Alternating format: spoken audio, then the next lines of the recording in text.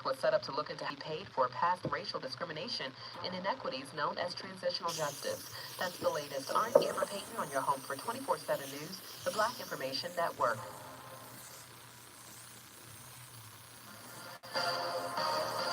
Northern Hills on the 101 North Fortress Canyon Boulevard has crashed beneath the right shoulder with traffic slowed to Soto Avenue, 105 East.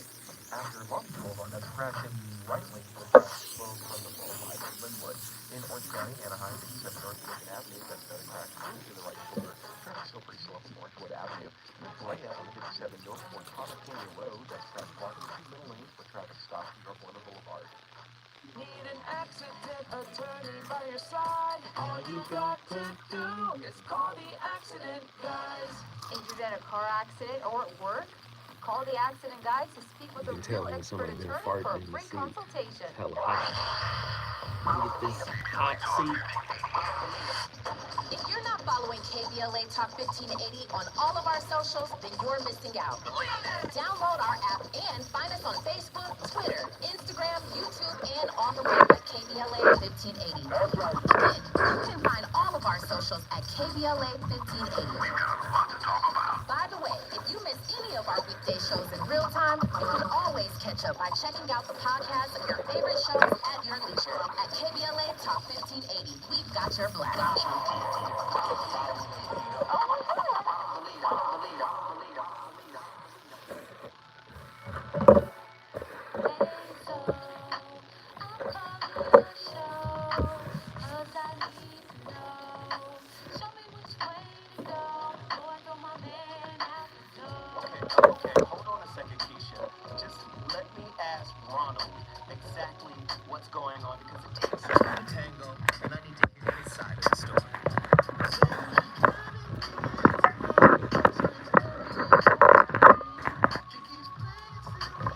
Get to your phone lines. Tonight is going to be a doozy. I'm back on it.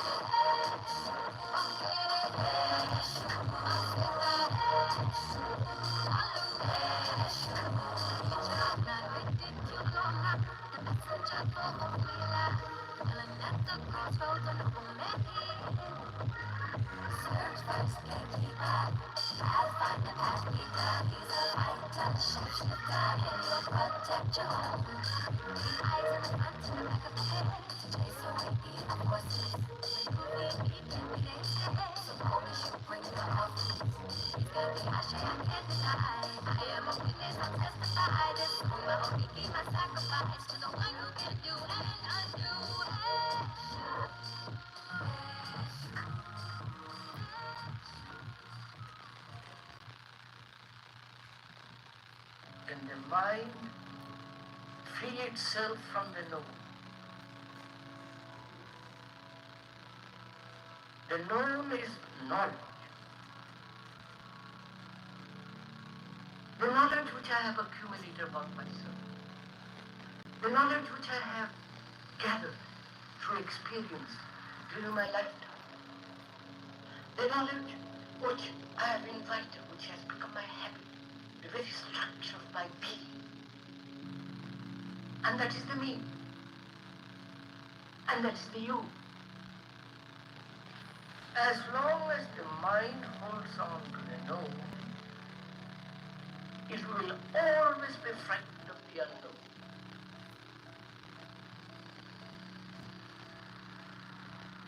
And can the mind be free of it and yet use it?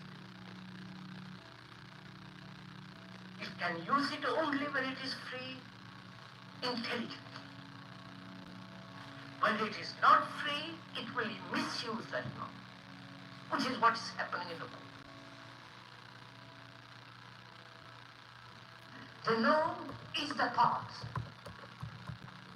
and in that there is no possibility of creativity. The release of creative energy, it comes into being only when thought remains in the field of the known and never moves over. So,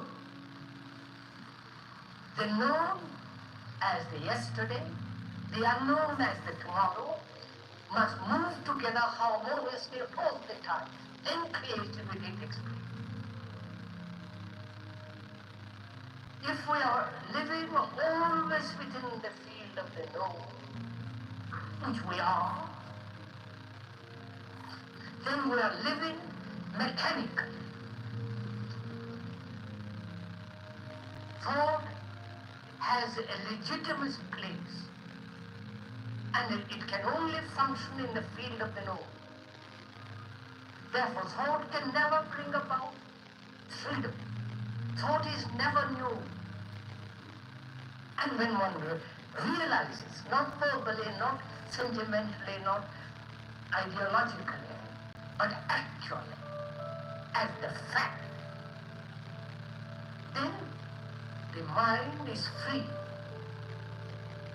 from the known, and therefore is free absolutely from fear.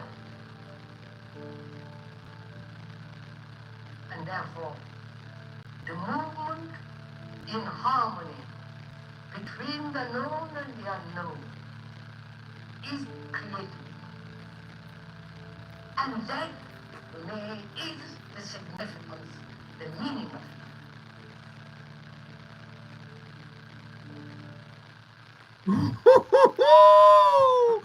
You should know that I must feature my favorite philosopher, J. Krishnamurti. Now, let me point this out. When he's talking about the known, when he's talking about knowledge and the mechanization of our responses, he's talking about psychological knowledge. I want you to understand, he's not talking about technical knowledge. We need repetition, replication for technical knowledge. Where knowledge trips us up is psychological knowledge, and you see that in your relationships. Are y'all peeping? He said, where thought is in control, what happens is we lose creativity. And if you look at some of the greatest artists in the world, Michael Jackson, Prince, these guys talk about their creative process. You see that they mention God. You see that they mention God, like some of the things that come to us has nothing to do with our talent, has nothing to do with our skill set. It's about being in a space that is unencumbered by fear. Now transpose this thought onto relationships. You hear me talk about attachment theory a lot, John Bowlby's work. Krishnamurti said something so deep that I had to turn it into a relationship topic because it makes so much sense. And when we dig into it, you're going to find out this is why forgiveness is so hard. This is why our good brother T.D. Jakes would say, if you forgive somebody, keep an eye on them. That's psychological knowledge at work, right? I forgave you, but I got to watch you. This is one of the most well-respected pastors, and he is highly respected by me. But he's teaching fear. Suspicion is fear. Now, am I saying you're supposed to be unguarded? No, I'm saying you're supposed to master the true meaning of forgiveness. But listen to this quote. It begins in school, and you go through life repeating what others have said. You are therefore second-class human beings because you pick up, you model things that you have experienced, and they become bedrock truths to you. Tonight, we're going to get into this. Are you a second-hand human being? A deeper look at our personal known that may transform us into monsters. You get a new relationship, but you're not free. You're not free of the past. You're not free of the psychological knowledge. You're not free of the wounds. You're not free of the unhealed trauma, the unrequited trauma. You're not free of any of it. The relationship might be new, but the problems persist. That's because you've never been in a space of freedom, which tells me you've never been in a relationship. Ooh, I know y'all not ready for tonight. Let me read the quote again. Let me say it again. It begins at school, and you go through life repeating what others have said. You are therefore second-hand human beings. How does the repetition of what others have said contribute to the formation of second-hand human beings? Oh, my father said this. Oh, my grandmama used to do that. Listen, there are things you can carry over from your people, but not everything. And your job is to take the baton that is their collective wisdom and improve upon it. You can't improve upon it until you get outside the comfort zone of it. You can't get outside the comfort zone of what you modeled until you challenge what you learned from them. And many people respect their people too much to challenge them. In what ways does the educational system perpetuate the creation of second-hand human beings? You think because you read a book, you are wise? The book you're afraid to read is the book of yourself. And if you never finish that book, or at least get halfway through, you don't even know how you're going to show up in a relationship. I'm guilty. I'm guilty. I am guilty. Please do not take this to mean that I've mastered it, but I've thought about it deeply. Can you provide examples of how individuals become second-hand human beings through their experiences in school, in life, and in relationship? How many of you out there in your relationships faking it until you make it? How many of you out there in your relationships are wearing the youngin' mask? Presenting, projecting, posturing, peacocking like you're something you're not. I've done it. I've done it. How does the concept of being a second-hand human being relate to the idea of conformity? Everybody else is doing it. Huh?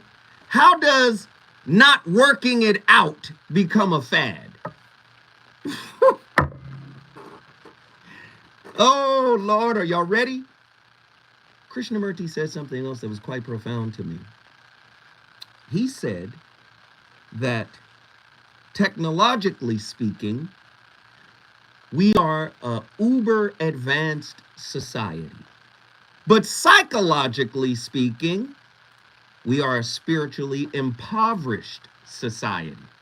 And where there is spiritual poverty, there are impoverished relationships, regardless of the plaques on your wall, the trophies you got, the degrees you have, the job you have. You're still spiritually impoverished because the only school you can never graduate from is the school of relating. And the school of relating is a direct reflection of how one relates to oneself. How many lies do you tell yourself every day? If you're lying to you, you're damn sure lying to your partner. I'm not gonna lie, I've lied to myself a lot. I'm in it with you. We are doing this together. Is it possible to break free from the cycle of being a second-hand human being? If so, how? What role does critical thinking play in preventing individuals from becoming second-hand human beings? Your people didn't give birth to you for you to relive what they did. Oh, no. Almost 60% of communication in human relationships is nonverbal. So imagine what you're modeling from your broken home. You think because they both had jobs and that they both put chicken pot pies on the table and that you got the latest backpack and the nicest new Nikes, that somehow your family wasn't broken? I don't know if y'all ready for tonight, man. I don't know. The number to dial is 1-800-920-1580. I want to hear your thoughts. Reliving. You're supposed to break through the modeling. You're supposed to become a high-level architect of self. That's what you're supposed to do. You can't do that until you tear down what built you up. And what built us up is our upbringing. When I come forward, the voice of reason, I'm going to keep cooking with these questions and these thoughts. I want to stretch your perspective tonight. We got a lot to talk about. Happy Kwanzaa from Unapologetically Progressive KBLA Talk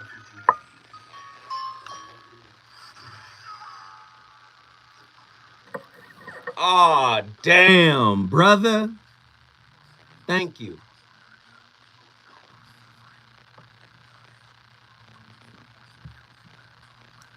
Thank you, brothers. Thank you guys for getting this thing set off.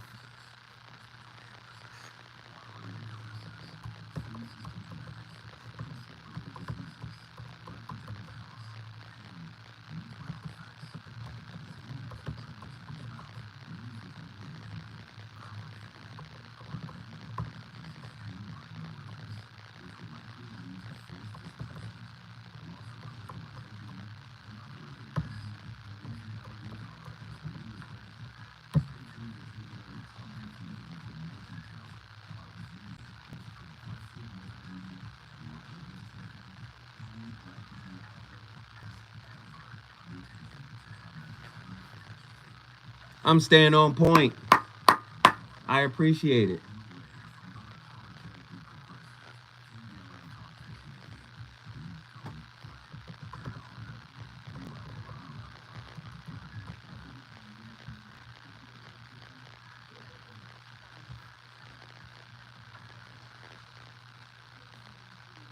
Y'all getting on the phone? Y'all talking to me tonight? We gonna talk together? I would love to talk to you guys. Jump in.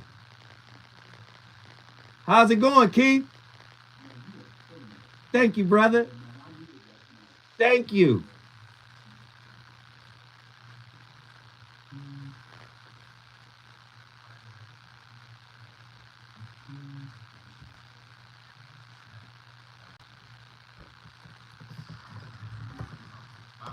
Live in a minute.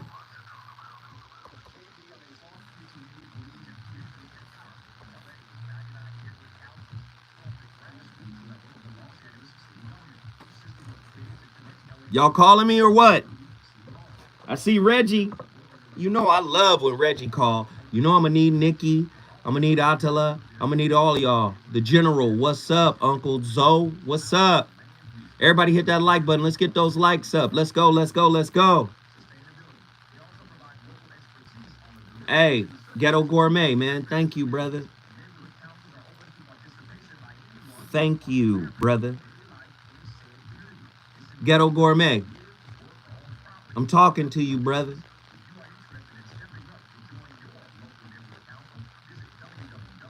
Thank you, brother.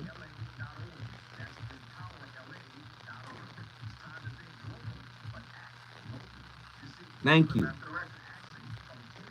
Oh, I got a cold playlist tonight.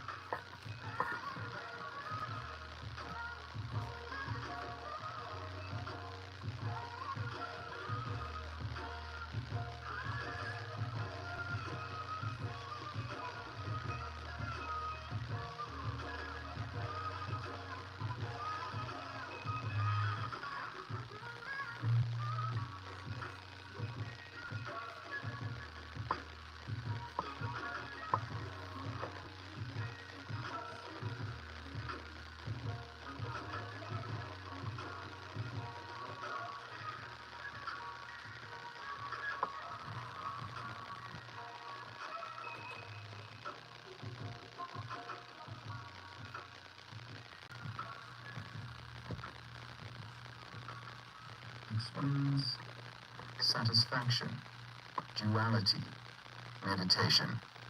We all want experiences of some kind: the mystical experience, the religious experience, the sexual experience, the experience of having a great deal of money, power, position, domination. As we grow older, we may have finished with the demands of our physical. As we grow older, we may have finished with the demands of our physical appetites, but then we demand wider, deeper, and more significant experiences, and we try various means to obtain them, expanding our consciousness, for instance, which is quite an art, or taking various kinds of drugs. This is an old trick which has existed from time immemorial. Chewing a piece of leaf or experimenting with the latest chemical to bring about a temporary alteration in the structure of the brain cells, a greater sensitivity and heightened perception which gives a semblance of reality. This demand for more and more experiences shows the inward poverty of man. We think that through experiences we can escape from ourselves, but these experiences are conditioned by what we are. If the mind is petty, jealous, anxious, it may take the very latest form of drug, but it will still see only its own little creation, its own little projections from its own conditioned background. Most of us demand completely satisfying, lasting experiences which cannot be destroyed by thought. So behind this demand for experience is the desire for satisfaction, and the demand for satisfaction dictates the experience. And therefore, we have not only to understand this whole business of satisfaction, but also the thing that is experienced. To have some great satisfaction is a great pleasure. The more lasting, deep, and wide the experience, the more pleasurable it is. So pleasure dictates the form of experience we demand, and pleasure is the measure by which we measure the experience. That's chapter 2 from Krishnamurti's book, Freedom from the Known. Satisfaction is the engine, and so we turn even spiritual pursuits into ambitious ones. Relationship is a spiritual pursuit. Ambition should be nowhere near it, but because we live in a capitalistic society, a transactional society, ambition is interwoven into intimacy. Intimacy itself is spiritual. I don't know if you guys, if you look around at the quality of our relationships today, if you look around at the talking points around our relationships today, is there any wonder why most of them fail? Why relationship is a revolving door? Your satisfaction is conditioned by your experiences. And many of your experiences were traumatic, were hurtful from childhood on. From childhood on into adulthood. And you think you're going to get happily ever after. You have to learn how to reconcile what made you in order to have what you dream of. When we come forward, you want me to keep going? I'll keep going. Tonight on the VOR, I'm aiming to merge the concepts of Jiddu Krishnamurti's philosophy on freedom from the known with John Bowlby's attachment theory, exploring how revealing what one has modeled can lead to becoming a second-hand human being. By examining the impact of attachment patterns on the formation of beliefs and behaviors, we can understand how attachment experiences contribute to the perpetuation of second-hand living. This integration offers insight into the importance of breaking free from attachment-based conditioning so that we can embrace authenticity and personal growth. So many people don't know how to be a real human being in a relationship. Everybody want to be perceived as if they got it together. Everybody wants to be perceived as if they're all good, as if they are without fault, as if everybody else gets it wrong. That's just not possible.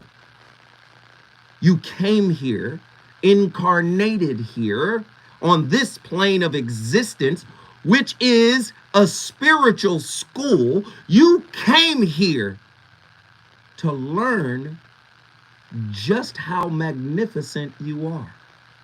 And the only way to do that is to understand the value that experience, hurt, disappointment, disillusionment, dissatisfaction, upset, what it has to teach you. Listen, there's never going to be a time where you get exactly what you want. You might get it and then realize that it isn't enough. How many times have you pined over getting something and once you got it, you were like, now that I got it, yeah, well, I got it, right? Sometimes we pine over a person and then once we get them, we realize, oh, maybe not. There's work internally that must be embraced. If the work is not embraced, growth cannot happen. What is your perspective of yourself? Is it aggrandized? Right? Do you marginalize the work that is necessary to do in order to grow up spiritually? Do you say, oh, I'll get to it tomorrow? Huh? I want you guys to understand. We came from slaves.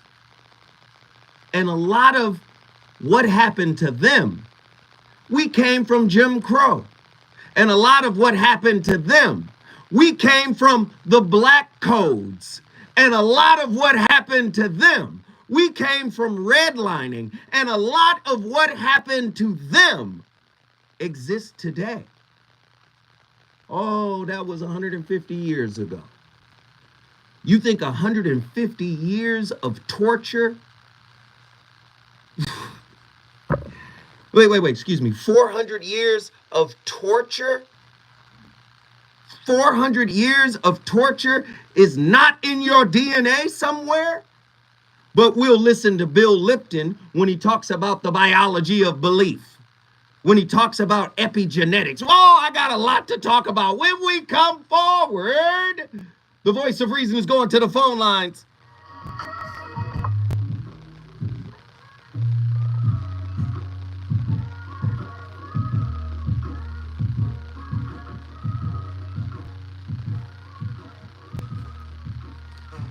Woo! This one of them ones. Hey. This one of them ones. Y'all ready? Are y'all ready?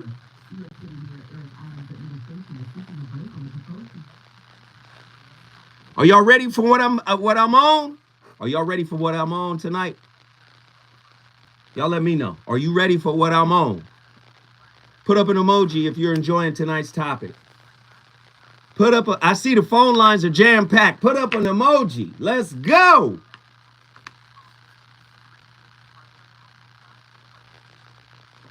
See, we had fun last night with the astrology show. We were just playing around. We wanted to get the week off, with some fun.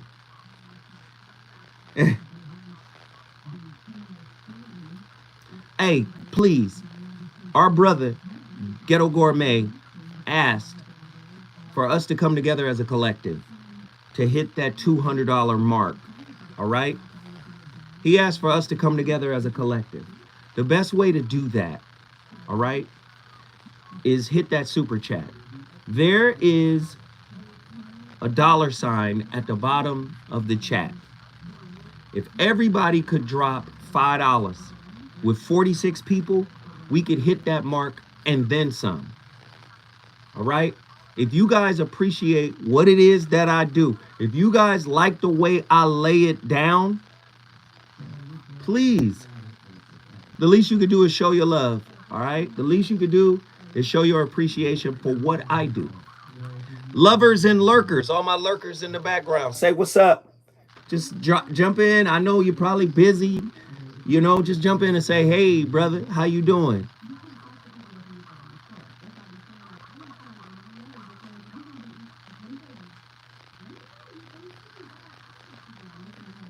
Hey, what did y'all think of that song I played? Can I tell y'all what song that was?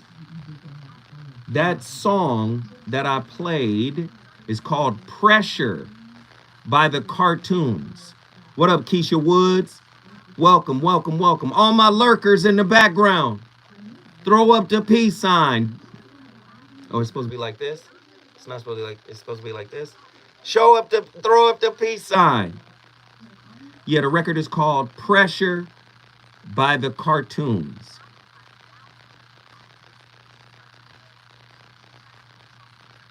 Pressure by the Cartoons. Ghetto Gourmet, we know you in here, bro.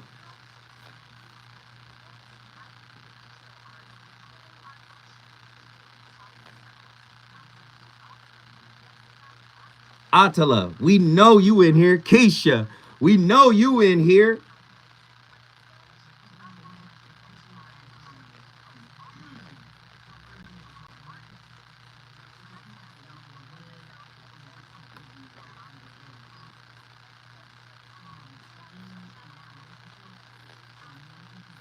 No, the Cartoons, they fire. DJ Inglewood, welcome in, brother. DJ Inglewood, welcome in. DJ Inglewood, welcome in.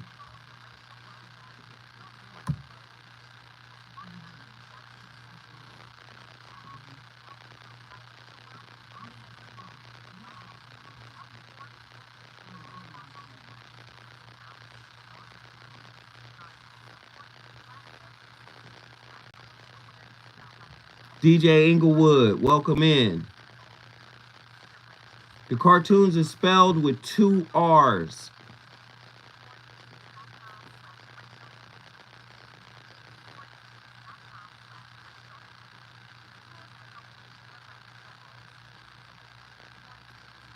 What happened? Keisha was talking crazy? What happened? Did I miss it? What happened?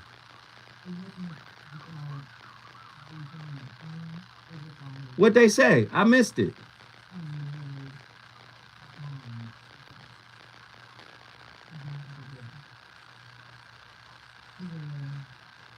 Well, what happened? Can somebody tell me what was said? What'd they say?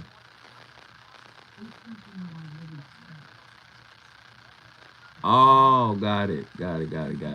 Oh, yeah. We get some of those. Oh, yeah. We get some of those. That's cool.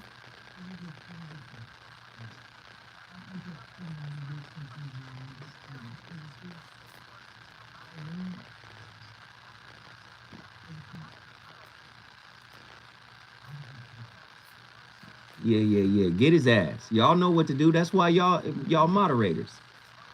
Get him.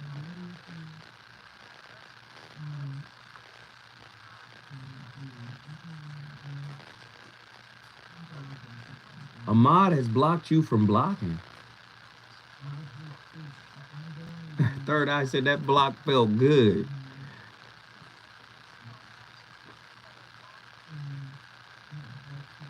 Here we go.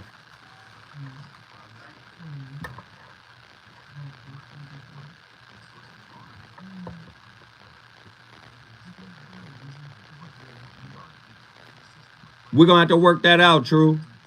I mean, Haru.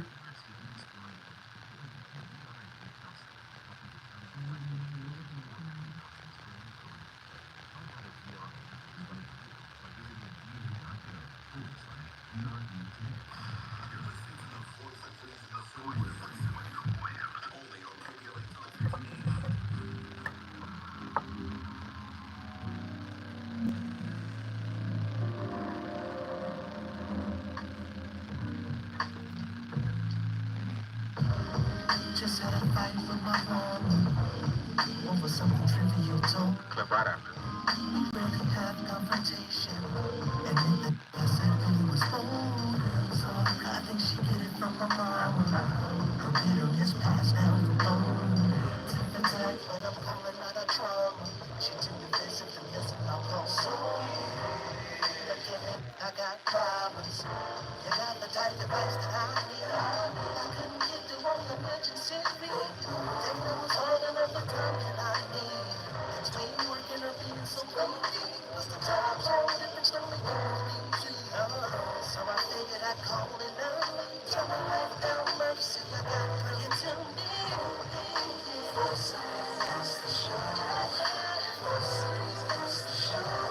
So just lay it back in my hands. So everybody told me so.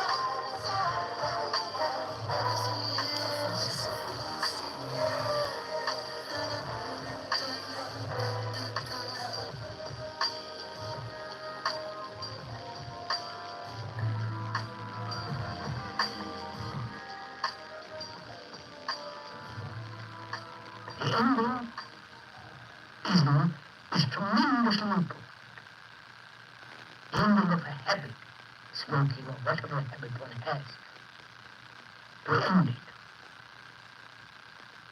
So one must understand what it means to end something. Without effort, without will, without asking if I own this, will I get that? Then you are in the market. Wait. Stop it. I just pause that.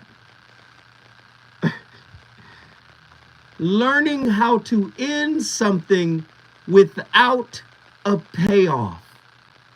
He said the ending is very important. We end relationships because we feel like it empowers us to do so. I ended that, so now I'm going to do better. My next situation will be better. There's hope that comes from an ending. But none of us, we're good at ending relationships, but we're not good at ending the tyranny of unrequited wounds. We're not good at that. We don't even touch those wounds. Those wounds have a skybox in our next relationship. We're good at ending relationships, but we're not good at confronting ourselves, which is confronting the wound. Go back. You go on the marketplace, say, I'm giving this, give me that. Which most of us, consciously or unconsciously, do. It's not ending. To end and find out what happens.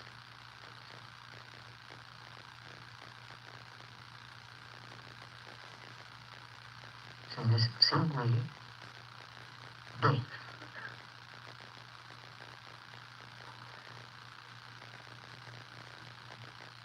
Please hold on to a minute.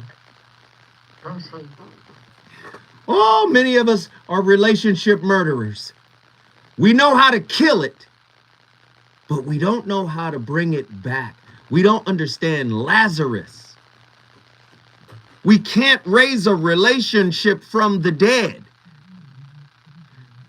Listen, when you've completed the lesson, you've killed its purpose. It no longer needs to persist.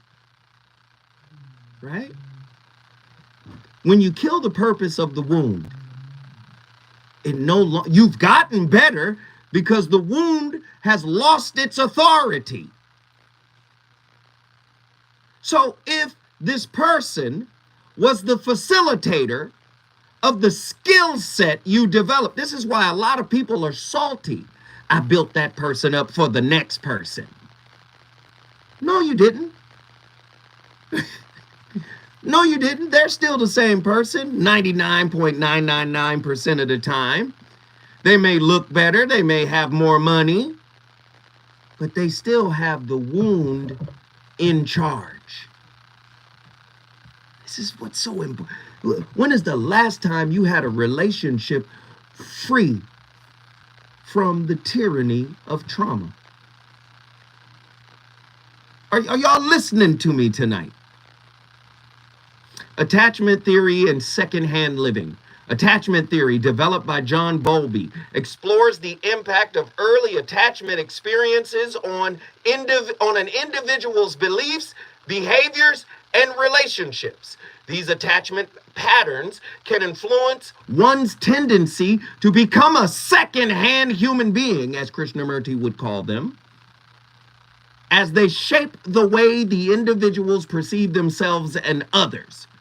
Formation of secondhand beliefs and behaviors. Attachment experiences, particularly in childhood, can shape an individual's beliefs and behaviors. If one attachment figure modeled secondhand living, such as conforming to societal expectations without critical examination, the individual may internalize these patterns and perpetuate them in their own lives. Are y'all listening? Attachment patterns and conformity. Attachment patterns characterized by anxious or avoidant attachment can contribute to a tendency to conform and become second-hand human beings. Anxious individuals may seek validation and acceptance. I'm anxious. Anxious, preoccupied, I believe I am.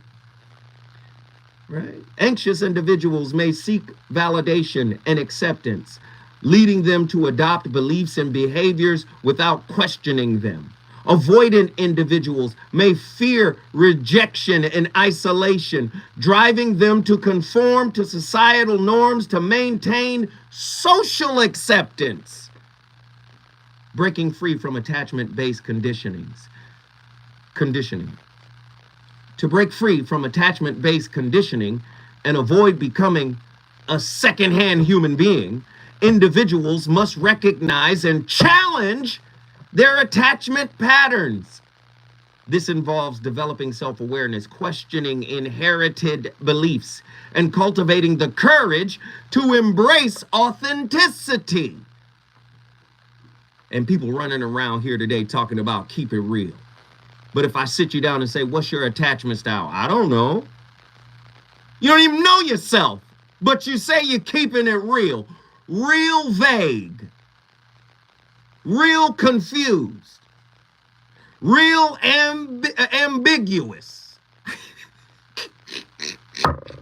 Real egoic. Real fearful. Y'all ready? Let me get these callers in here. I'll go all night. Y'all done got me in my wheelhouse. Let me get my brother Reggie from Austin, Texas. Get in here. What's up, man? At this point, I'm not even arguing. I got the phone call. And, it makes a lot of sense, and I get it. What I need is some help with what you're saying for it to make sense to me and what I believe. I believe that we learn who we are in relation with others, and there's only so much that you can learn about yourself by yourself, absent the gift of solid relationships.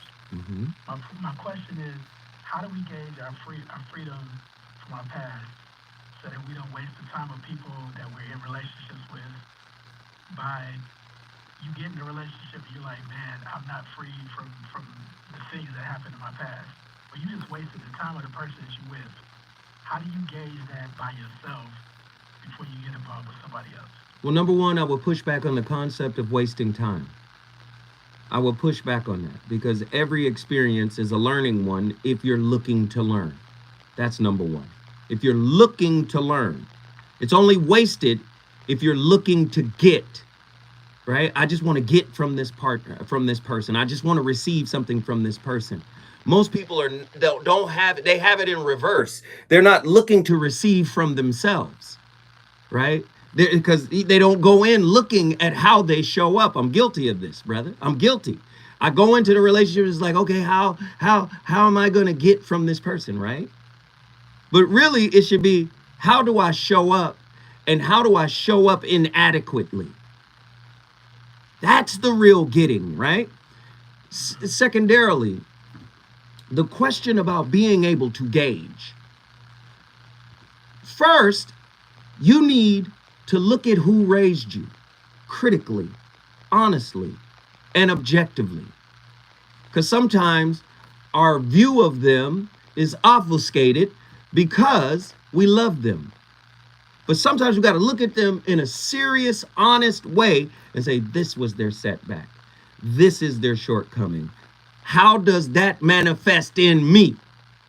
Right? Because that's what attachment styles show us, right? Insecure attachment style. How did they fail me when I needed them?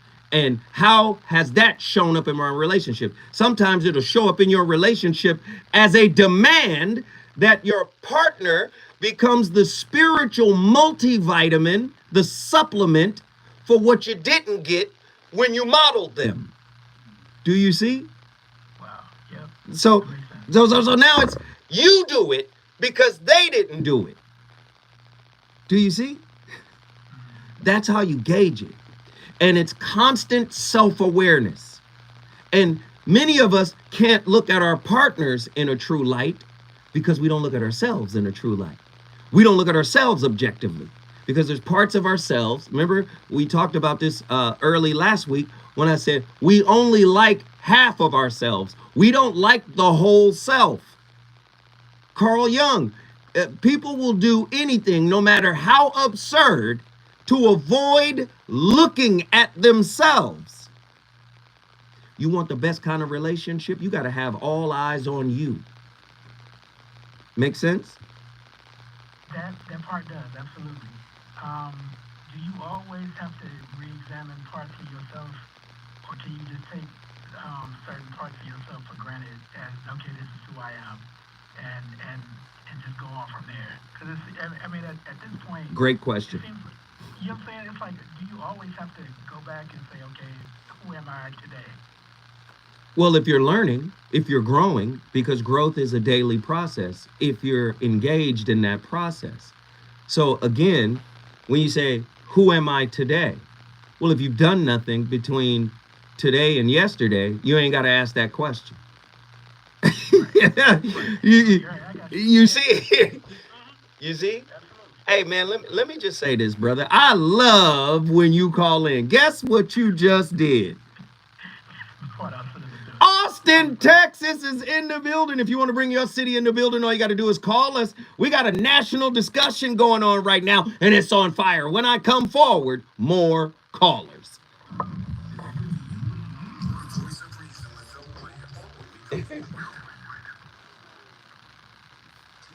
Y'all feeling it?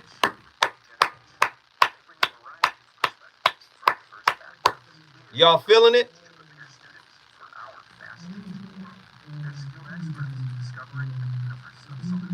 Attila, I'm going to let you cook with that. Get to your phone lines.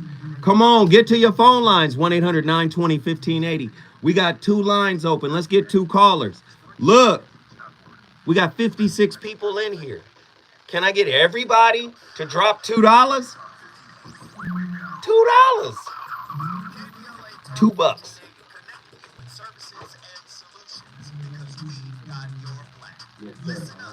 All right.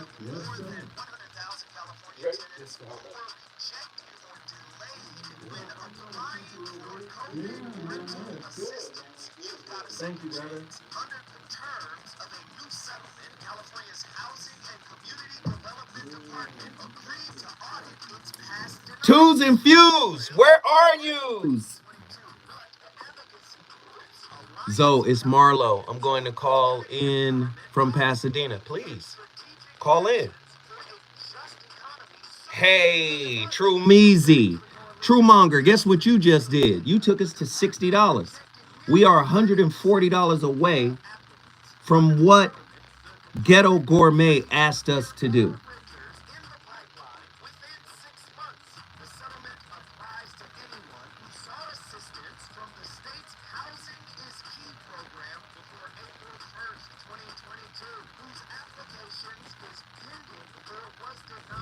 My grandmother is Juliet. Yeah? Dina Love.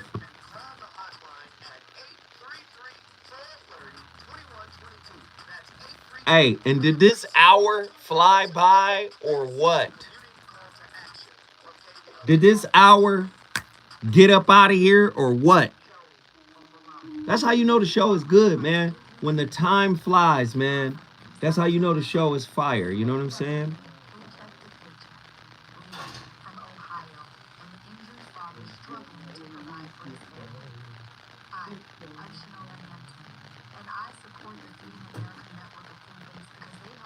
And I appreciate all the likes that we've gotten. I appreciate it.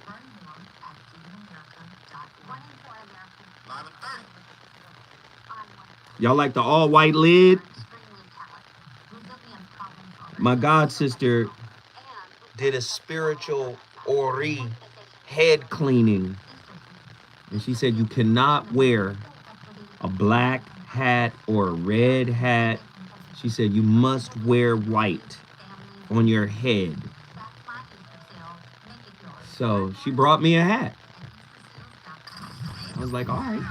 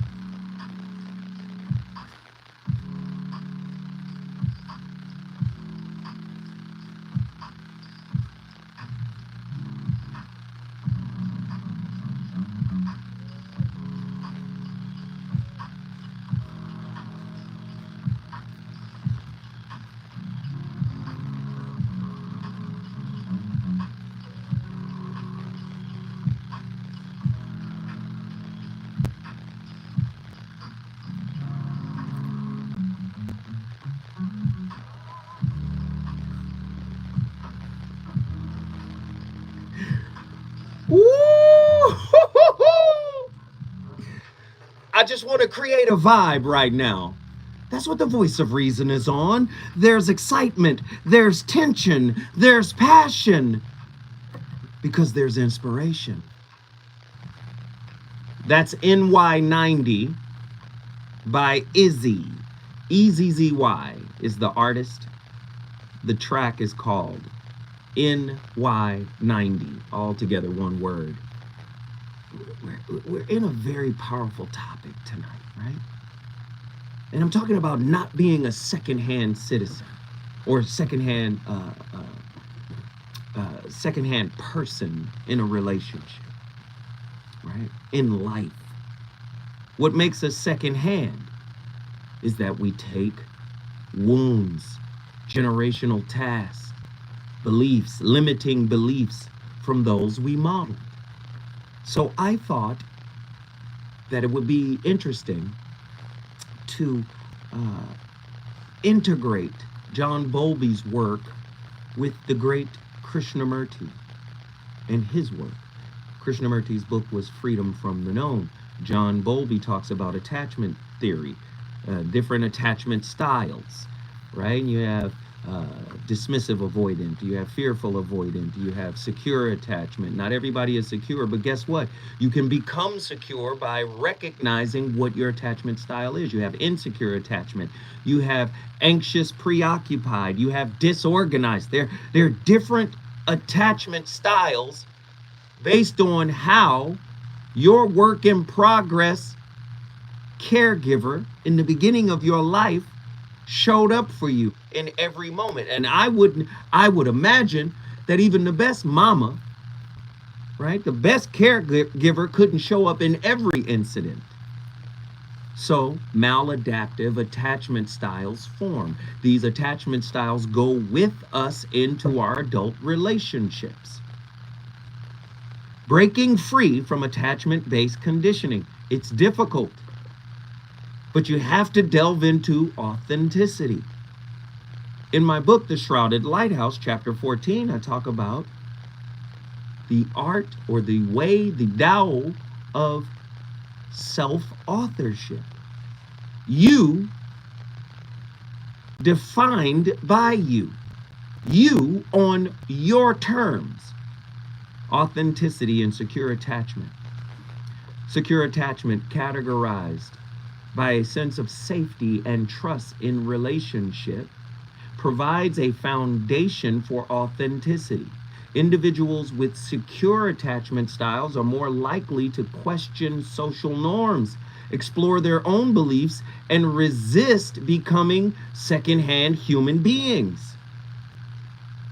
Do you understand? A secure attachment doesn't need someone to validate.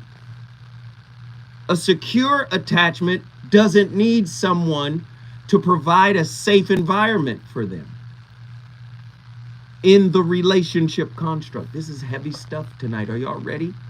I got callers on the line. I want to get them on.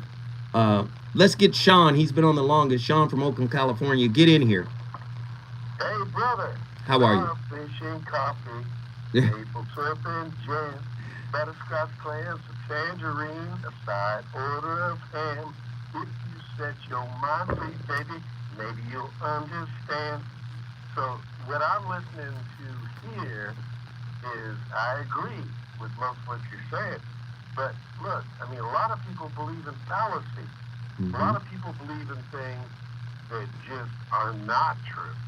And that sometimes deviates from what they learned from their, parents or relatives or teachers or all of that. You gotta, the foundation to me is understanding that there's gotta be overwhelming evidence. But wait, Sean, hold on. I gotta carry you over. Hey, when we come forward, we going back to Oakland. Sean is in here cooking.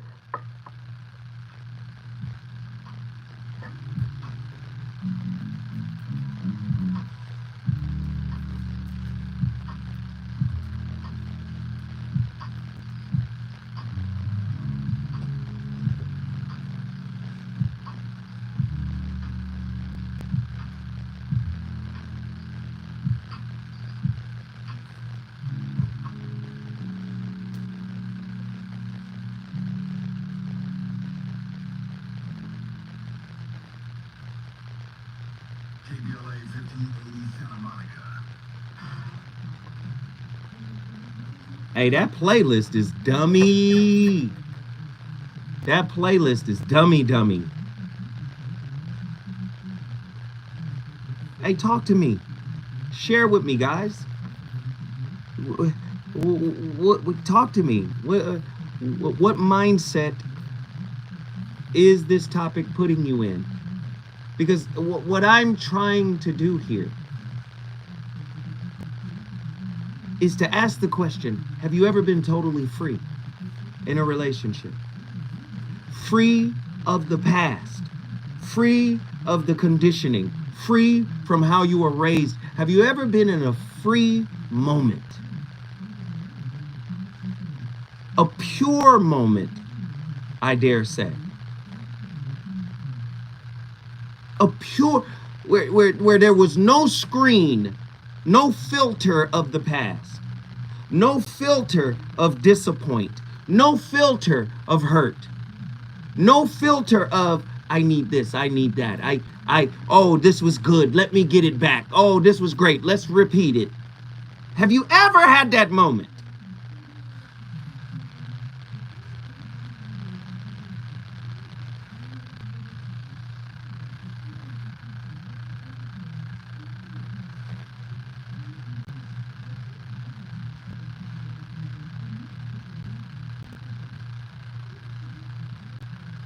I love it, y'all. I love it. I love the fact that you guys are in here and we are having this conversation together. I love it.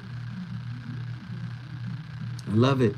These are some of the things that rattle around in my mind, you know, because when you deal with a lot of hurt, when you deal with a lot of disappointment, when you deal with a lot of pain, typically we want to be free of it. But many of us don't recognize that we are running to a source of more pain. This is going to hit differently. We are running to a source of more pain when we want a better situation, when we want a more pleasurable situation, a more satisfactory situation. Dating a fat person, are they worth the wait? Trust me, this gonna be crazy. I love being every step. The child wasn't his, and you still had to pay child support. It's a very heated topic. I was ever Mama's baby, daddy's maybe. I just have so many questions I want I to love it. Freedom from me. If you don't say that when you get in here, no, not an open relationship. No, not like that. We're talking about free psychologically. Why can't you open up, brother? I'm a karate man. Karate man on the inside. They don't show their weaknesses. Yeah. How do you rate women so well? Sir William, Reason and accountability. the voice of reason. I'm Bill Morgan, and I want to share with you a moment from our series on Joseph Campbell and the Power of Myth. Campbell knew more about the world of mythology, the great stories human beings have told ourselves since the dawn of history, than anyone of his generation. Does a movie like Star Wars fill some of that need for the spiritual adventure for the hero? Oh, it's perfect. It does the cycle perfectly. It's not simple morality play. It has to do with the powers of life and their inflection through the action of man. One of the Sounds like Jesus. things I think about this adventure into space is that the narrator, the artist, the one thinking up the story, is in a field that is not covered by our own knowledges. Do you, when you look at something like Star Wars, recognize some of the themes of the hero throughout mythology? Well, I think that George Lucas was using standard mythological figures. The old man as the advisor. Well, specifically, what he made me think of is the Japanese sword master. Remember, a Jedi can feel the Force flowing through him. I've known some of those people, and this man has a bit their character. Well, there's something mythological, too, isn't there, in the sense that the hero is helped by this stranger who shows up and gives him some instrument, a sword or a sheath of light. I really want to play all of that, but I'm not. I want to drill down on why I played it. The hero's journey. Who is your first hero but your primary caregiver? How many of you grew up with Darth Vader? What is the story of Darth Vader in Star Wars? He started off good and went bad because of unhealed or requited wounds. He was taken from Tatooine as a boy. He was won in a bet because he was a slave. He was won by a Jedi master who recognized that he was probably going to be one of the most powerful Jedis ever. But he had to leave his mother, his primary caregiver, his hero. Do you understand? So then he grows up, he gets a woman, which is against Jedi rules. He gets her pregnant, they get married, against Jedi rules. And then he starts having visions about her dying in his dreams. And because his mother died, she was captured by some monsters or some strange sand people, and they tortured her and killed her, and he found them and his mother when he became an adult. And then what did he do?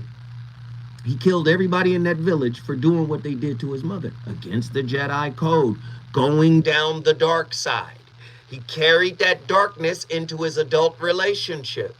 He started to have those visions, and then his mind shifted to, I need to save her from death. And he became hell-bent on that. He didn't recognize he was being groomed by an evil person that stoked the darkness in him. Do you see?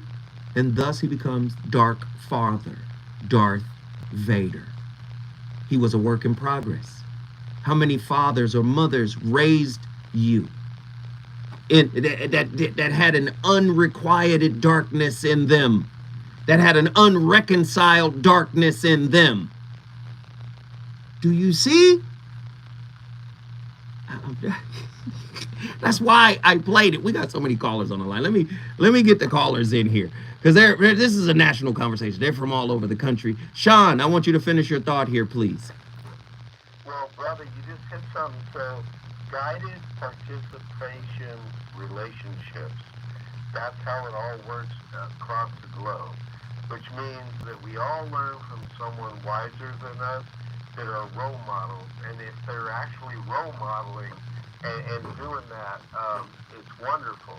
But it also could be bad. You know, it could also be giving us some wounds. So my point is, we all take from those who were role models, right? I mean, because every one of us has to learn from somebody. Let's not try to pretend we do it on our own. Of course. All by ourselves. Right. That's not the way it works. But we can get misled and everything else. The key is that you're always making adjustments. You're always looking back. You're assessing where you're at in the situation that you're at right now, and you're trying to make adjustments. And hopefully it isn't just about money, you know, although we need that to survive. I get it. I'm not a fool. You're making adjustments based on the quality of your life, because, you know, when you have kids, everything that matters is what about the quality of their life. So you want to set them a foundation that they can then make adjustments, like I'm just saying, about it. So, you know, that's the key. Because all of us elders, or my elders before me, and back, we're doing the best we can, but it doesn't mean we had it all figured out. That's right. Hey, Sean, guess what you just did? Brother, I brought Oakland in the building, but I love you so much. Take care. Oaktown in the building. If you want to join this conversation, all you got to do is call me at 1-800-920-1580. We got Truemonger, Dallas, Texas. Get in here. Truemonger, you there? Yes, sir. Yeah, I'm here. Talk to me, man. What are your thoughts on tonight's topic? Oh, boy. Man. You had to think about it, right? Yeah. That's why I don't rush to call in, because I want to process it. I think a lot of people are secondhand human beings, and they're scared to have an original thought, because it'll force them to stand out from everybody else. A lot of people want to fit in. You know, it includes relationships. Or you said a lot of people don't want to have an original thought. I'm saying most people don't want to have an original love. That's it. Go ahead. Because a lot of people start pattern their relationships based off of movie scripts, watching TV shows. Or home. It's fantasy series. Yeah. You know, there's nothing. They don't write their own script by how they want to operate. They go with what they were indoctrinated with. Mm-hmm. You got to get married by a certain age. You have to be able to provide this, provide that. You basically turn to a servant for them. This or whatever. Well, all that people just fall into because somebody else told them to do it. Because that's how they do it. I love it. I love it. They never came up with their own. They never wrote their own script about how they want to do it. Truemonger, you cooking, brother? Hey, what did you do? Well, Dallas in the building. Dallas, Texas is in the building. What city is next? Who wants to join this powerful national discussion? I'm loving it, by the way. The number to dial is 1-800-920-1580. True is always fire, and I definitely appreciate what he has to say. Let's get, who's been on the longest? John, Mountain View, Hawaii. Get in here. In the building, greetings and blessings, everybody. Just want to go on the topic of what's going on, and I go to question 4 that you had on Instagram. What are the consequences of being a second-hand human being in the terms of personal growth and self-discovery? Applying yourself to the love standards that someone who measures you by your height, your penis size, and your wallet. The individual context of all the things that men have to suffer through to doggone be with someone they claim to love. But where's the love? Again, if I got to do all of these things, which again, it's not a job interview, it's a relationship. But at the same time, as a human being, have I chosen the sovereign level I need to be on? So I can set the stage for a woman to come into. I hear you. I hear you. Keep going, brother. Keep going. You cooking. These are the things that come to mind as I sit here in this space, Hawaii, paradise. And even it has got trouble. Even it has got issues. Have you paid the price of living in paradise yet? Heavy stuff. Oh, heavy stuff, man. Heavy stuff. John, what did you do? I brought Mountain View in the house. Greetings and blessings. Yes, Mountain View is in the building. John is over here cooking. Listen, this is a national discussion. I am excited about everybody's contribution. We are building together. I love this feedback and interaction, attachment, and emotional liberation. We're going to deal with it when we come forward. From our heart.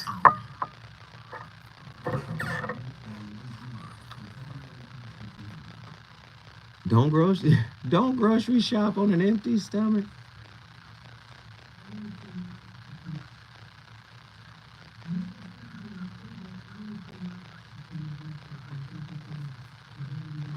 Now, I'm going to ask again, do you guys fully understand the concept that we laying out?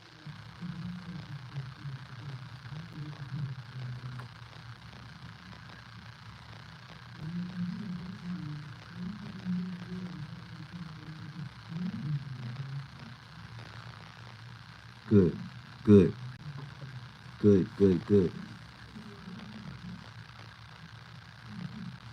Zoe, I'm just 11. I hardly understand. That's funny.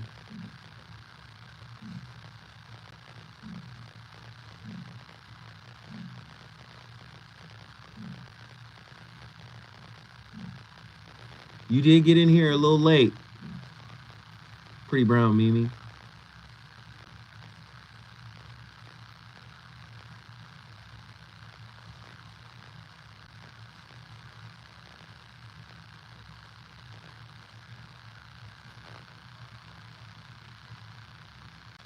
And very happy that your mother's surgery went successfully. Very happy for you and your mother. Prayers, love, healing, vibrations out to you and yours, out to you and yours. Prayers, love, and healing vibration out to you and your mother. So thank you for being able to step away for a moment and get in here.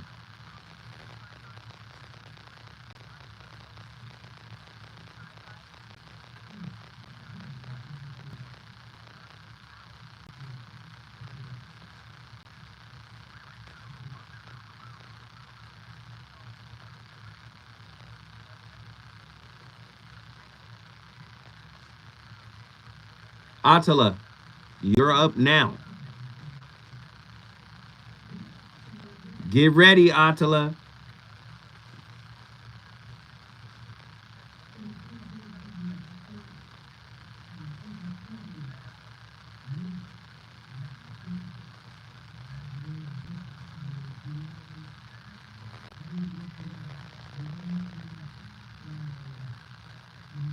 Well, thank you, brother. I appreciate it.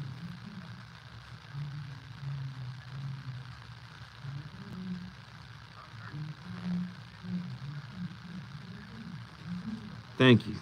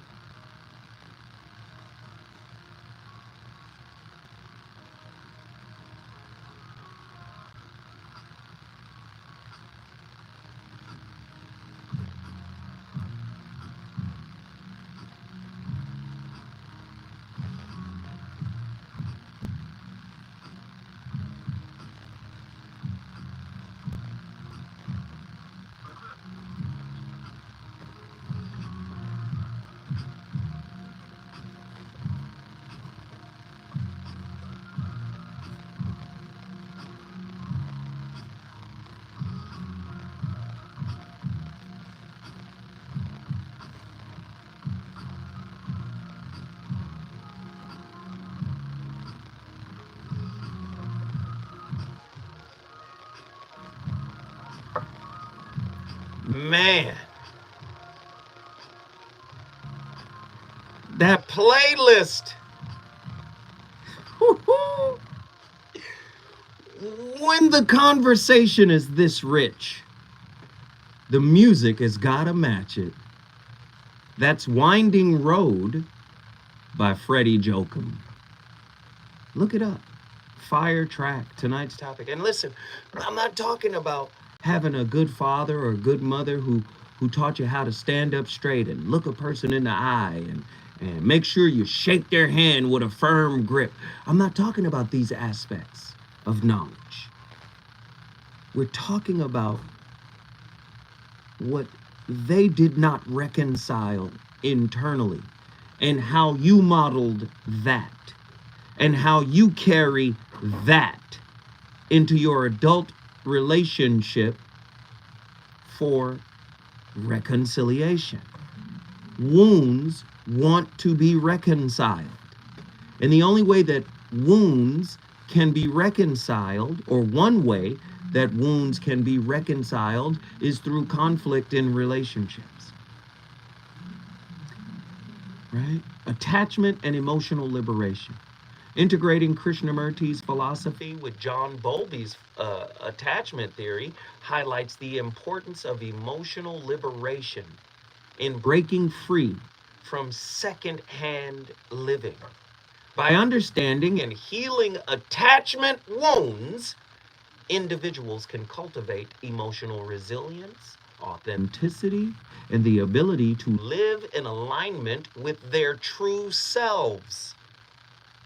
Who's talking about this in relationship today?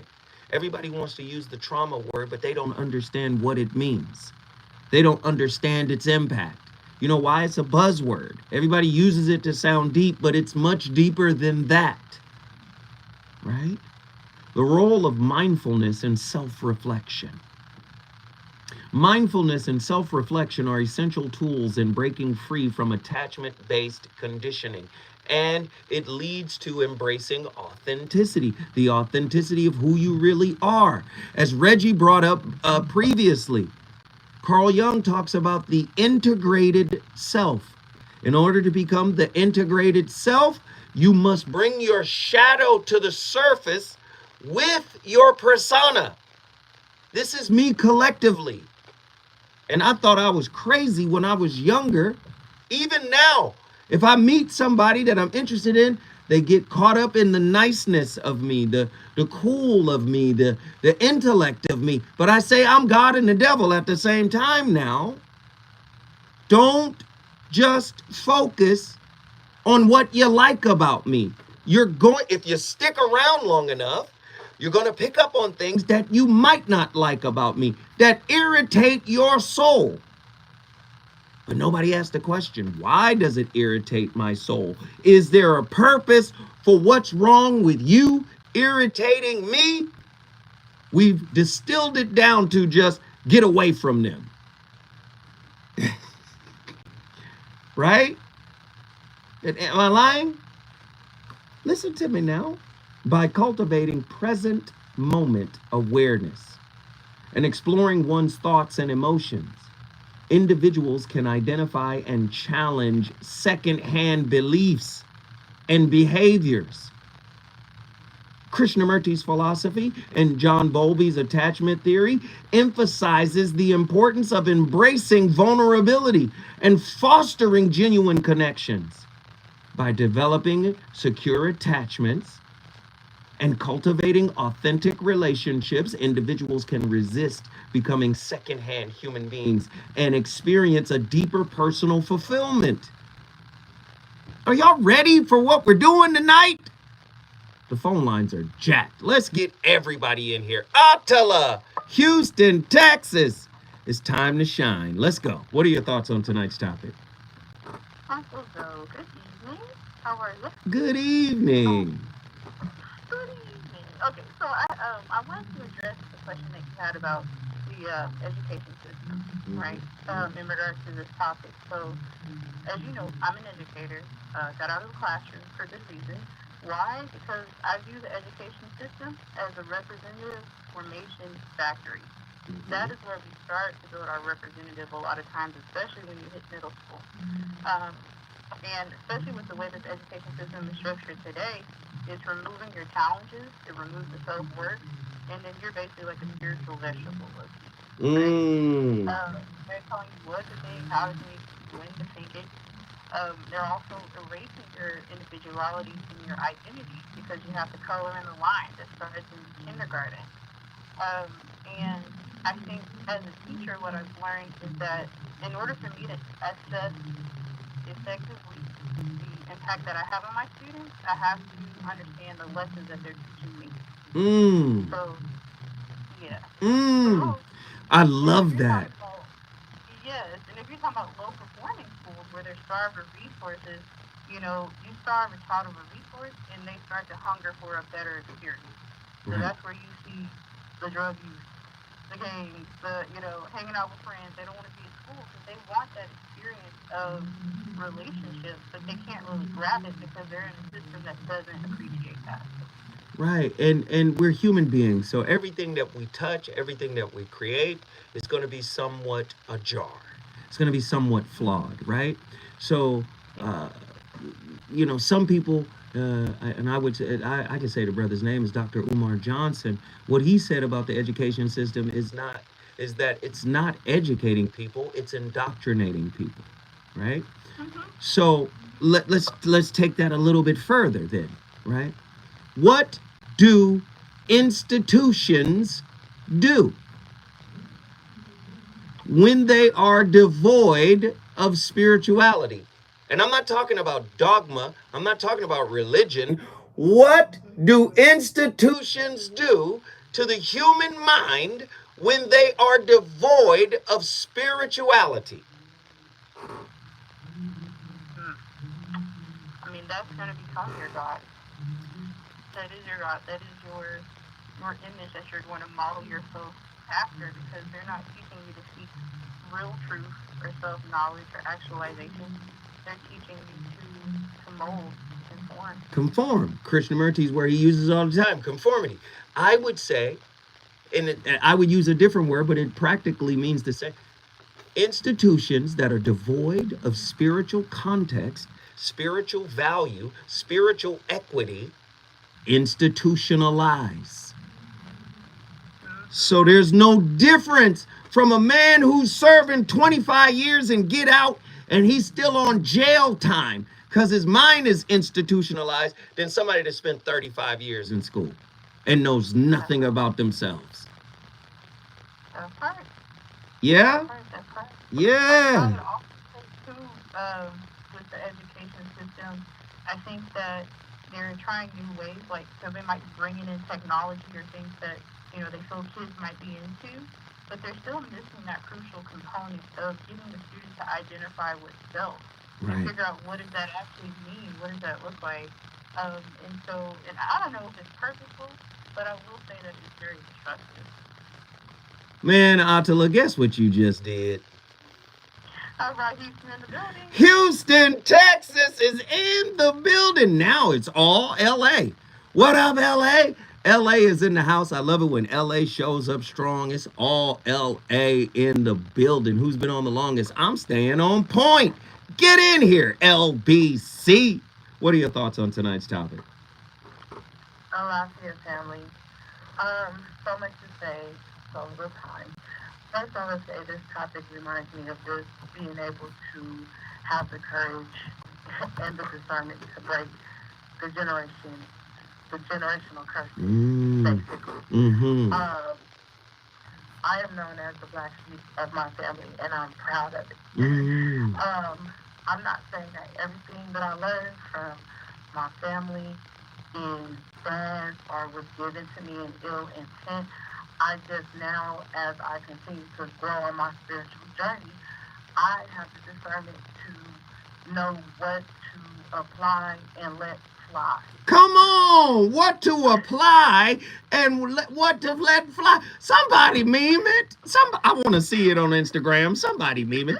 What to apply and what to let fly. Go ahead. I love it. Yeah, so I don't really, I spend my days, if we want to go into the good book, and I paraphrase, it says that you have to die to self daily. And that's what I'm doing. I see the things that doesn't apply to my life, so I have to fight to not be drawn to that anymore. Because when you come to that realization, wait, just hold on. You're cooking. I gotta carry you forward. Save that topic. When we come forward, we going back to the LBC. It's on fire tonight.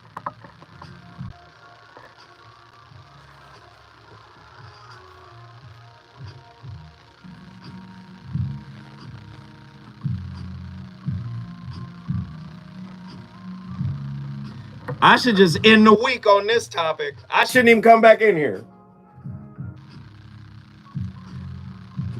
Yo, this topic is silly. I don't know if y'all know how dumb this topic is. And I mean, like, the nuance. You put Krishnamurti and John Bowlby and Joseph Campbell, man, knock it off. This is whoa. This right here, one of them ones. Is it me? Am I tripping? Am I aggrandizing the impact of this topic? Y'all tell me what you think.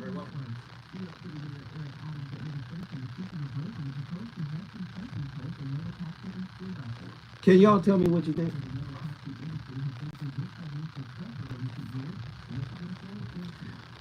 Hey, we had $60. I don't think we're gonna hit the mark.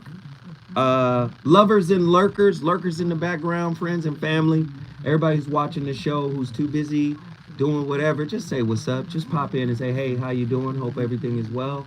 Just holler at us and let us know if you're enjoying the show at the very least, okay? Let us know.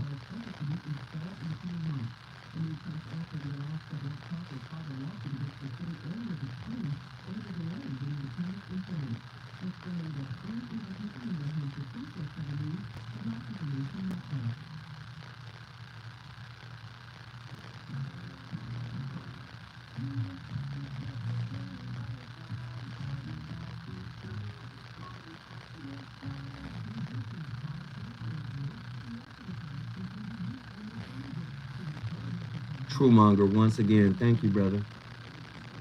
Thank you. I appreciate you. Thank you.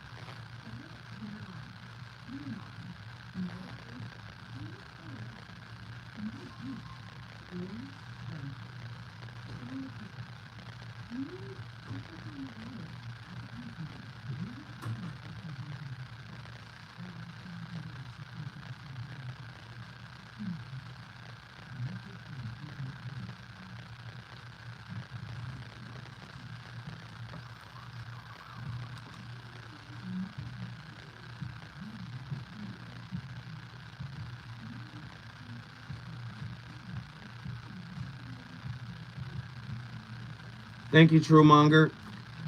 We're at $70. At least let's get to 100. Can we at least do that?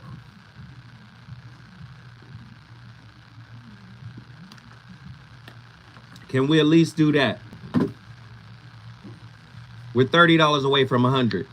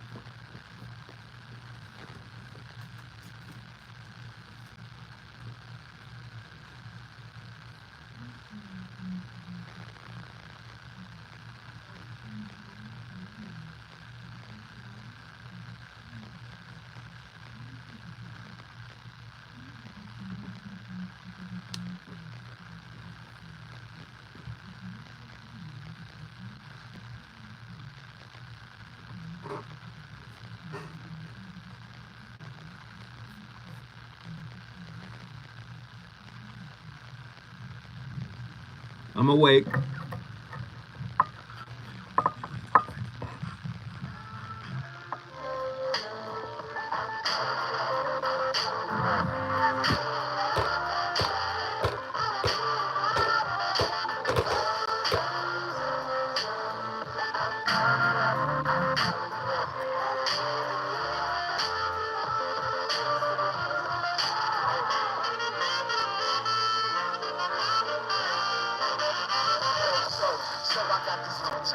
Last clip. Got her revenge from when I was on my 2 times hit.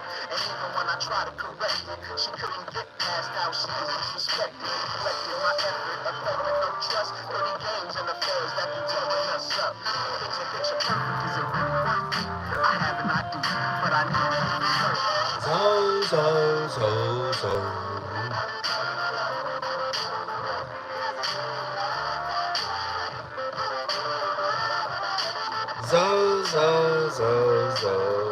Thank you, Atala.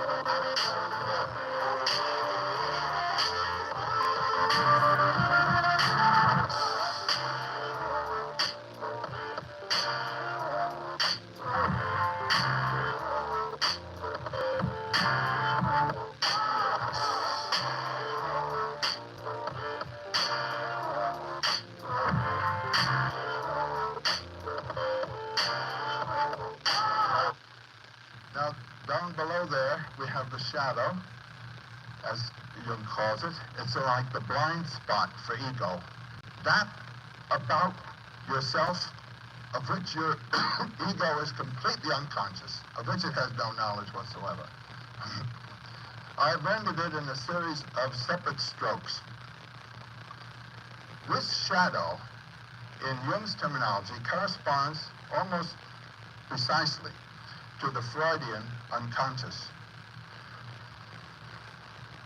The Freudian unconscious is constituted of repressed experiences, repressed shocks that the infant, first the infant and then later the growing child has experienced. Jung's first interest in Freud was in Freud's theory of the mechanism of repression.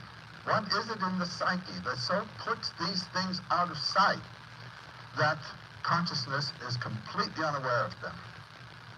And it is these shocks that have set up the slant, the posture, the structuring attitude of the individual to life.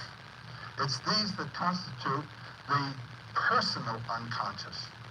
The shocks that will have upset and transformed the life experience of one person will not be precisely the same as those that will have done so for another. And so the shadow is the order of what Jung calls the personal unconscious. On the other hand, the self is a function of the biology of the body. We have two things here. We have a basic human biology, and we have then a system of individual experiences, both in the unconscious realm as far as our ego knowledge is concerned. It's out of those centers, then, that dreams come. And dreams, of course, will be primarily personally oriented. They will have come from the shadow system mostly, but the shadow system rests on the deeper ground. When we come to myths, the imagery is out of the general system. And Jung speaks of two orders of dream. There'll be one order of symbols which you can interpret by personal associations, the free association technique that Freud uses. But there will be then other images in your dreams at certain critical moments in your life that you cannot interpret through personal associations. They will be strictly mythological in their character. I had a very amusing experience only a couple of days ago. I was lecturing, and after the lecture... That is none other than Joseph Campbell, legendary Joseph Campbell, taught at Sarah Lawrence, in New York. Again, this is the guy who is the brainchild in a lot of ways behind George Lucas's cultivation of the Star Wars story, because he was this master who taught on the power of myth. But what toxic myths have you modeled as a child, and that you in turn carry into your adult relationships? I'm very interested to know. We have I'm Staying on Point. She was making points. What are your final thoughts here, love? My final thoughts are, depending on when you get to self-realization, you have to be able to have the courage to sift through all of the things that we consider normal growing up and have that understanding that it's not going to apply now, it's not going to benefit you, and it's definitely not going to benefit your relationship. I love it, I love it, I love it. Guess what you just did? I'm about the LBC in the building. Now you know you in trouble, girl. I appreciate the call. If you want to bring your people in the building, all you got to do is call us at 1-800-920-1580. We got folks on the line. They want to talk. We got Daryl from Los Angeles. Get in here. Let me up in the building. Yes. What are your thoughts, man? I think this pretty much piggybacks on what we were talking about last week in terms of who's playing games. Because if you're not in a constant state of consciousness in terms of not Freedom from the Unknown. I picked up that book as a result of when you had recommended it last year or whatever. But it's really challenging to break out of those old patterns, right? And identify who you really are. It's a constant struggle. For me at least. I do it as a result of recognizing that, you know, it's almost like when you ask somebody, hey, vanilla or chocolate? And you more than likely you're going to get chocolate. When you ask the person, well, why did you choose chocolate? Well, I like the flavor and this, that, and the other. But why did you choose chocolate? Because you never had it before. You gotta choose it in order for it to be original choice. You couldn't have had it before. But you have to get rid of safety. That part. Did you hear what he said? He said Krishnamurti, he talked about the past in the clip. The past is a prison. We're talking about psychological knowledge. Oh, this happened when I was a kid. Oh, I didn't get this. Oh, I wish my daddy would have been a different kind of daddy. Oh, I wish my mama would have treated me. And we carry all of that psychological knowledge into the relationship. And he says, where there is the past, i.e. psychological knowledge, there is a lack of creativity, because creativity emerges from the unknown, not from the known. Talk to me. That's what I really, and that's what the school system does. To circle back to what the young lady was saying, very pointed. The school system is designed to keep you dumbed down. It wasn't always that way. We had trade classes where you can do auto mechanic and architecture and all this other stuff. But they took that out of the schools because they want A students to wind up teaching and B students to wind up working for C students. But you all work a beat. Wow. They choke off your creativity. They don't teach you how to be an entrepreneur. They don't teach you about writing checks and making money. They want to dumb you down so you'll be a worker bee for the 5% that's super wealthy, because they're not going to be doing these dishes, washing the kids, and working on, doing their lawn, right? So they need somebody to do that, and they also need somebody to be on the other side of that bank teller to take their money, right? So it's all by design like that, and but to circle back to the early development, that's how you become your personality. It's kind of in the cake, as I said before, when growing up in relationships, you pass the girl a note, I like you, and it's all in the game. Hey, Daryl, I love you, but you want to make 89 points. They all good. I love you, Daryl. Guess what you just did, brother? Love you back. Brought LA into the building. Los Angeles proper is in the building. If you want to bring your city, do it now. 1-800-920-1580. When I come forward, I'm going to South Central, and guess who just popped up? Nikki from the SIP. At KBLA Top 1580. Would you? Yes! Yes! Attila, yes. Would you say uncertainty breeds original? Yes. Get Krishnamurti's book, The Ending of Time. It's a very deep book. So if you're not like an avid reader, it's going to be hard. But it's a dialogue between him and theoretical physicist Dr. David Bohm. And when they start talking about the intervals of time, read the book. It says, insight happens in between the tick and the tock of time. In between the seconds, there is insight.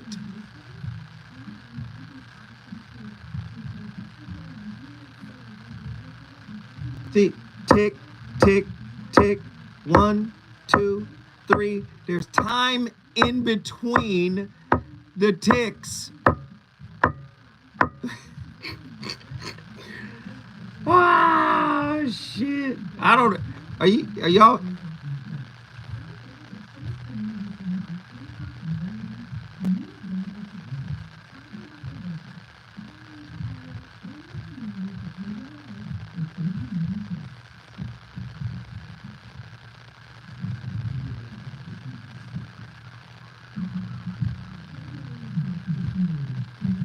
Yo, this is a really fire topic, y'all. I hope you guys appreciate it. Oh, and by the way, moderators, we did $70 today. I mean, thank you. Listen, whatever we could get, we appreciate it for this channel. Thank you, thank you, thank you. Also, moderators, put up my email address for anybody who wants to send me a topic that they think I should cover. Send it to me right now, okay? All right? Send it to me right now. All right? Moderators, put up my email address, VOR106@gmail.com, if you want to put a topic on. 5 to 7 questions, and we're good.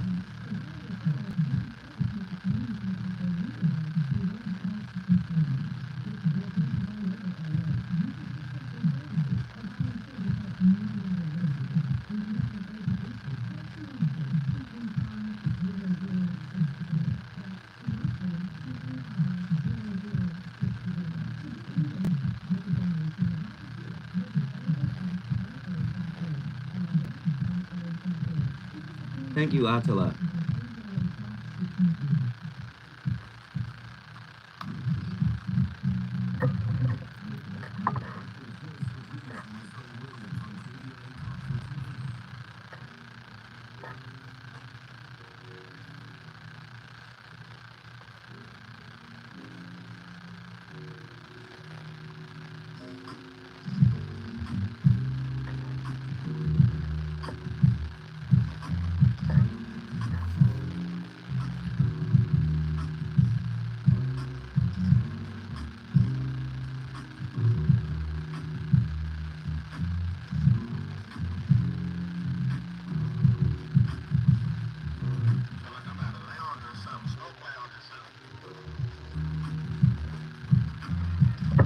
Hey, man, the voice of reason is an absolute vibe tonight.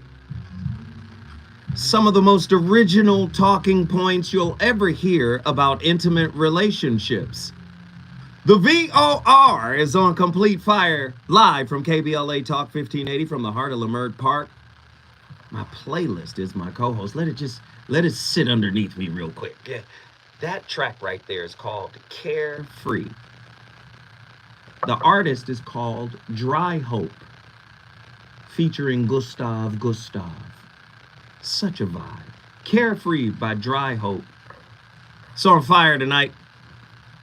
Andy said it sounds like we're in a cigar lounge. Hey! All right, let me get my brother in here real quick. You got to make it quick, though. JW, South Central. Let me talk to you. What are your thoughts on tonight's topic? Hey, my brother, you know, I gotta make it make sense. I know I'm short with time, man. I have a lot to say, but I'll paraphrase. The bottom line is just like I always say, man, God created you because we wanted to have relationships, right? Right. Because we're the most valuable and precious thing that he ever created. Okay, move forward from that.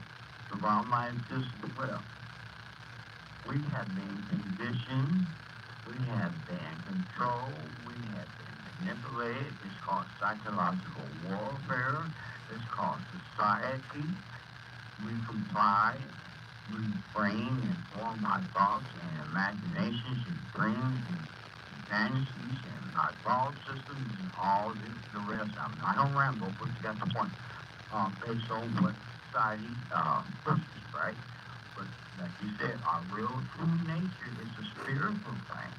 And once you discover or become aware of your real self, then that's when you recognize that the lessons that should have been learned. Thank you, brother. We got to keep it pushing, but I appreciate it, brother. You always call in and give me what I need. Guess what you just did? South Central in the house. I forgot to say that. JW, South Central in the building. Now, let's get our final caller on the line. Nikki from the SIP. Food for thought. Let's go. What's up, fam? Here's the food.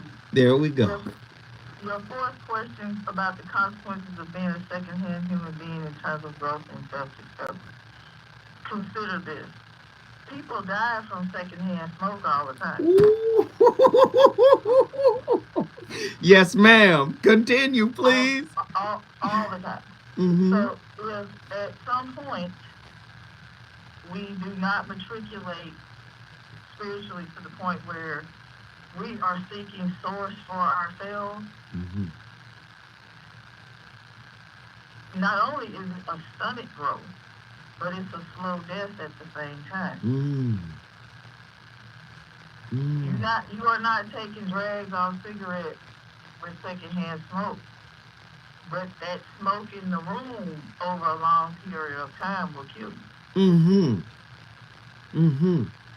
So it can't be an existence of secondhand human being experiences.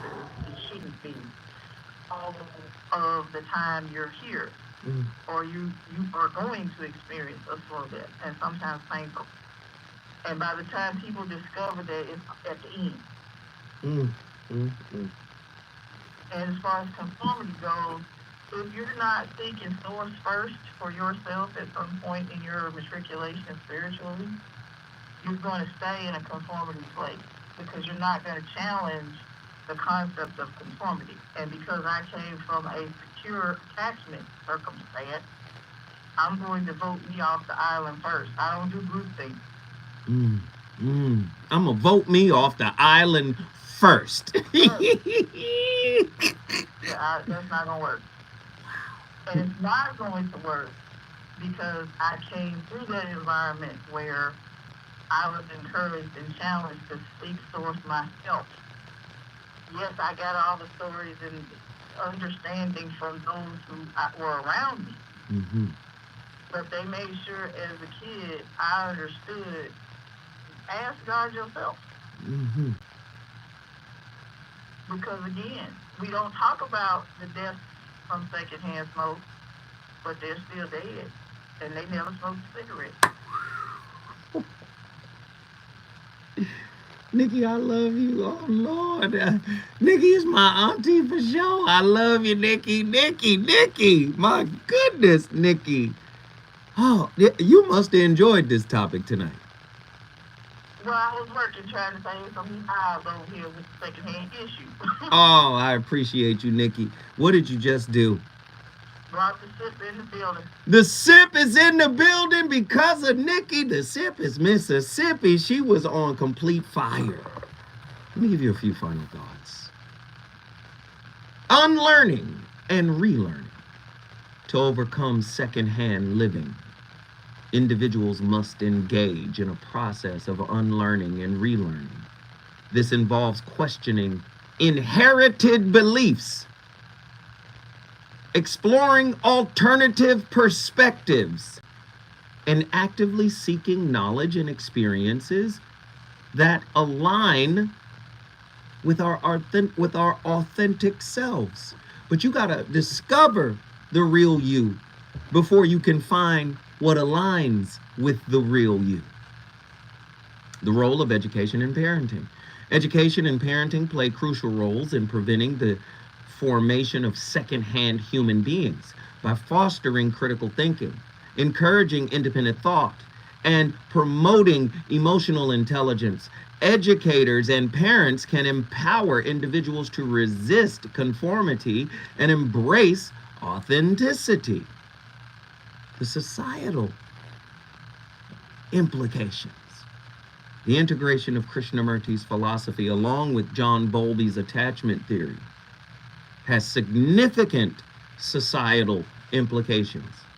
It can promote secure attachment and encourage individuals to break free from secondhand thought, word, deeds, action, everything that society puts in front of us on IG, on social media, right? We can break free from that, right? And that will allow us to foster and cultivate more internal authenticity, diversity, as well as societal mobility. The conclusion is, with the integration of J. Krishnamurti's philosophy on freedom from the known, with John Bowlby's attachment theory, it offers valuable insights into the formation of second-hand human beings and the importance of embracing the true you, the real you, the you that don't smell so good to your spirit, the you that you don't like very much, the you that you keep in a closet, right? By understanding the impact of attachment experiences on beliefs and behaviors, individuals can break free from attachment-based conditioning, cultivating a deeper personal growth, a more expansive personal growth, and that will allow them to contribute more to an authentic and compassionate society. We don't live in a real society in the sense that it's real. It only gets real when you get in trouble. It only gets real when you're broke. It only gets real when you break up. Do you understand? When you're hurt, when you're wounded, that's only the time it's real. The rest of the time you're spent chasing, pining, hoping to get something that'll make you feel better, as opposed to understanding that you are better without what you're chasing.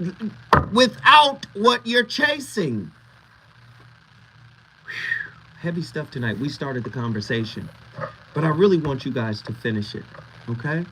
I really want you guys to finish. This is something to ponder on. All you got to do is go to, Apple Podcast. Go to Apple Podcast, look up Zoe Williams, Voice of Reason, KBLA, and re-listen to this show because it was great. Up next, The Fire Continues, RSVP with Jill Monroe.